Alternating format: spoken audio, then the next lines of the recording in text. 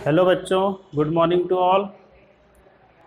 आज हम फिर से निर्देशांक ज्यामिति को थोड़ा आगे बढ़ाते हैं और नेक्स्ट चैप्टर उसमें जो नेक्स्ट हमारा एक्सरसाइज है जिसमें हमें पढ़ना है त्रिभुज का क्षेत्रफल। निर्देशांक ज्यामिति में हम तो सबसे पहले ये जानते हैं कि किसी भी बिंदु को x और y निर्देशांक के मदद से हम उसको दर्शाते हैं। अब को यदि हमारे पास तीन बिंदु है, यदि पहला बिंदु A है जिसका निर्देशांक x1 y1, दूसरा बिंदु B है जिसका निर्देशांक x2 y2 और तीसरा बिंदु C है जिसका निर्देशांक x3 y3 है।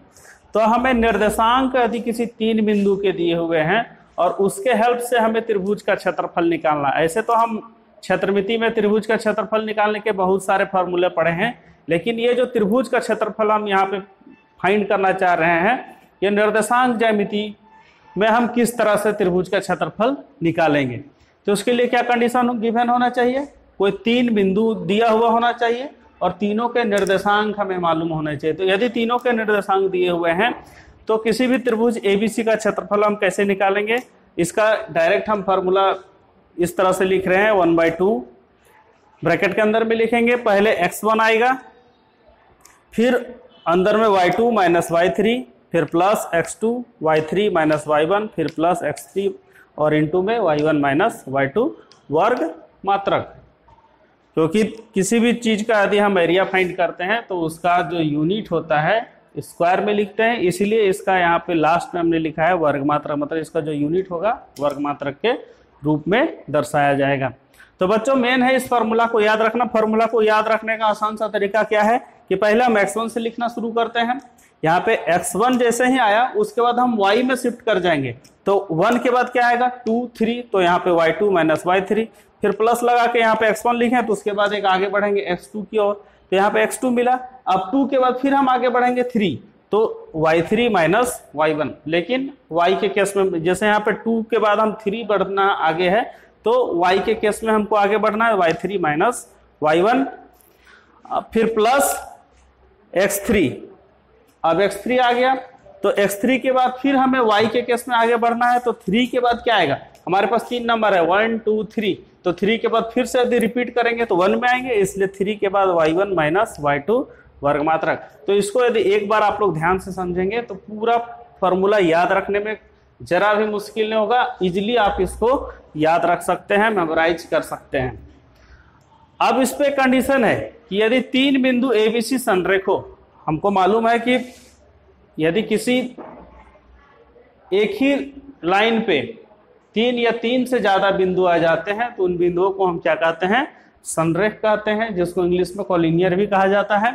तो कह रहा है कि यदि तीन बिंदु ABC संरेख हो, हम इसको इस तरह से समझ सकते हैं कि यदि तीन बिंदु, यहाँ पे एक बिंदु A, दूसरा बिंदु B, तीसरा बिंदु C, यदि तीनों एक ही लाइन पे है, दिख नहीं रहा होगा, यदि यहाँ पे एक बिंदु A, B और ये तीसरा बिंदु C, तीनों को एक ही लाइन पे हम कर दें, मतलब कि तीनों एक ही लाइन पे आ जाएगा, तो इससे हम कितना त्रिभुज बना सकते हैं? सबसे पहला क्वेश्चन तो ये आता है कि इससे हम कितने त्रिभुज का निर्माण कर सकते हैं। तो क्वेश्चन ये है कि हम वहां पे त्रिभुज बना ही नहीं सकते। A से B को मिला दिए, B से C को मिला दिए, एक सीधा लाइन बन गया। जब यहाँ पे त्रिभुज बनेगा ही नहीं, जब यहाँ पे त्रिभुज का कंस्ट्रक्शन होगा नहीं, तो उसका एरिया कितना होगा? 0 होगा। इसलिए कंडीशन क्या है कि यदि तीन बिंदु ABC संरेख है तो त्रिभुज ABC का क्षेत्रफल 0, मतलब ABC का यदि हम क्षेत्रफल निकालेंगे तो आंसर हमें कितना मिलेगा? 0 मिलेगा। इस थ्योरी का हम यूज कभी कभी इसमें करते हैं कि हमारे पास क्वेश्चन में तीन बिंदु दिया हुआ है और ये प्रूव करने के लिए आता है, ये सिद्ध करने के लिए आता है कि सिद्ध करें कि दिए गए तीनों बिंदु संरेख हैं। तो वैसे केस में हम क्या करते हैं? त्रिभुज का क्षेत्रफल निकाल लेते हैं। यदि आंसर हमको 0 मिलता है, यदि आंसर 0 आ रहा है, तो हम 100% श्योरिटी के साथ कह सकते हैं कि वहां पे कोई भी त्रिभुज का निर्माण नहीं हो रहा, और कोई भी त्रिभुज का निर्माण नहीं हो रहा मतलब कि तीनों बिंदु संरेख हैं। तो यदि त्रिभुज का क्षेत्रफल 0 होगा तो हमारा जो फॉर्मूला था 1/2 x1 into y2 minus y3 plus x2 y3 minus y1 plus x3 y1 minus y2, ये पूरा रिजल्ट किसके बराबर हो जाएगा? 0 के बराबर होगा। तो इस 1/2 कैंसिल हो जाएगा, मतलब क्वेश्चन ये कहना चाह रहे ये पूरा रिजल्ट 1/2 गुना हो रहा है पूरे रिजल्ट से, तो रिजल्ट किसके बराबर हो रहा है? 0 के बराबर। 1/2 तो कांस्टेंट है और कांस्टेंट कभी 0 के बराबर नहीं हो सकता। इसका मतलब ये पूरा जो रिजल्ट है 0 के बराबर होगा। तो बस हमें एक ही चीज को याद रखना है कि यदि तीनों बिंदु संरेख हैं तो ये कंडीशन उस पर अप्लाई होगा कि x1 y2 minus y3 plus x2 into y3 minus y1 plus x3 into y1 minus y2, ये रिजल्ट क्या देगा? 0 दे के जाएगा। अब इस पे बेस्ट हम लोग कुछ एग्जाम्पल करके देख लेते हैं कि कैसे हम त्रिभुज का क्षेत्रफल फाइंड करेंगे।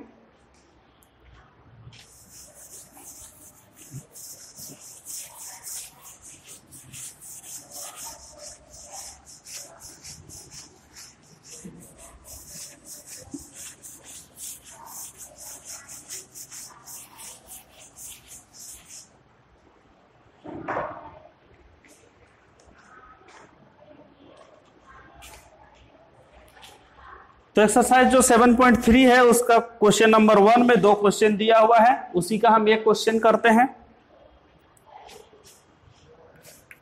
एक्सरसाइज 7.3 का क्वेश्चन नंबर 1 का 1।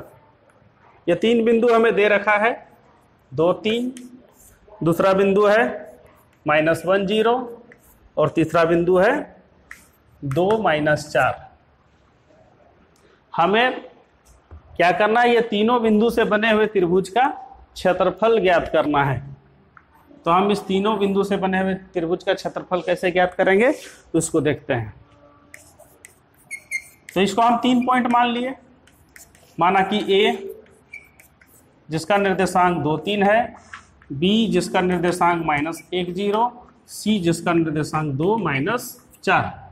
तो यहाँ पे फिर से हम सबसे पहले x1 y1 x2 y2 x3 y3 decide करेंगे। यहाँ x1 कितना है 2, y1 कितना है 3, x2 कितना है -1, y2 कितना है 0, फिर x3 कितना आएगा पॉइंट C में तो 2, y3 कितना हो जाएगा -4। हमें फॉर्मूला पता है त्रिभुज का क्षेत्रफल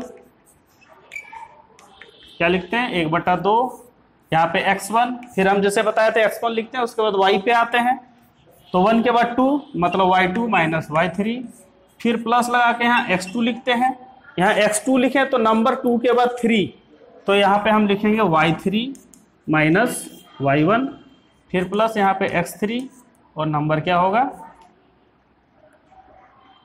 y1 माइनस y2। अब सारे वैल्यू को इस पे हम पुट करेंगे 1/2 x1, तो x1 देख सकते हैं 2 है, y2 माइनस y3 तो y2 का वैल्यू कितना है 0, माइनस y3 का वैल्यू कितना है -4 मतलब यहाँ पे +4, फिर प्लस x2, तो x2 का वैल्यू कितना है -1 और y3 का वैल्यू कितना है -4 और फिर -y1, तो y1 का वैल्यू कितना है 3, फिर प्लस x3, तो x3 का वैल्यू कितना है 2, फिर y1 माइनस y2, तो y1 का वैल्यू 3 दे रखा है, y2 का वैल्यू 0, तो 3 - 0।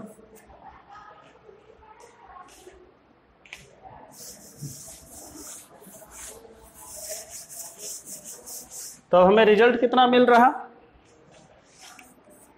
त्रिभुज का क्षेत्रफल, या तो लिखे त्रिभुज ABC का क्षेत्रफल